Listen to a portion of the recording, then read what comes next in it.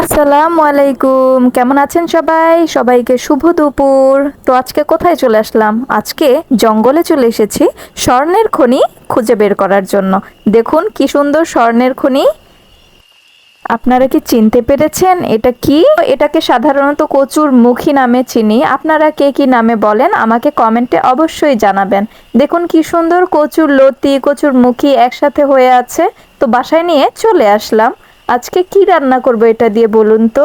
এই যে কচুর লতি, এরকম অনেক লতি হয়ে আছে। তো চলুন রান্না করি বাসায় গিয়ে।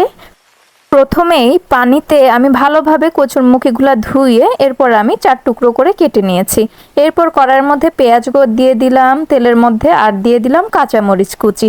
এরপর একটু নাড়াচাড়া করে দিয়ে দিলাম রসুন বাটা। পেঁয়াজ বাটা দিলাম না, কারণ পেঁয়াজ পরিমাণ বেশি দিয়েছি, এই কারণে পেঁয়াজ বাটা দিলাম না।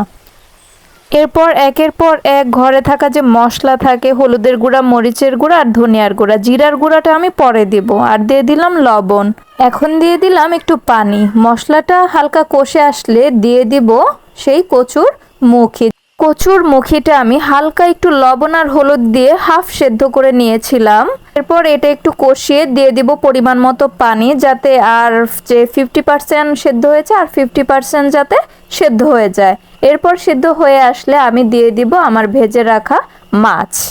মাছটা দিয়ে আরও একটু পানি দিয়ে দিলাম, যেহেতু আমার পানিটা অনেকই শুকিয়ে গেছিলো, এই কারণে দিয়ে দিলাম একটু পানি দিয়ে আমি ঢাকা দিয়ে দিব। এরপরে লাস্টে এই যে বলেছিলাম জিরার গুঁড়া এখন দিব না, তো জিরার গুঁড়াটা আমি এখন দিয়ে দিলাম।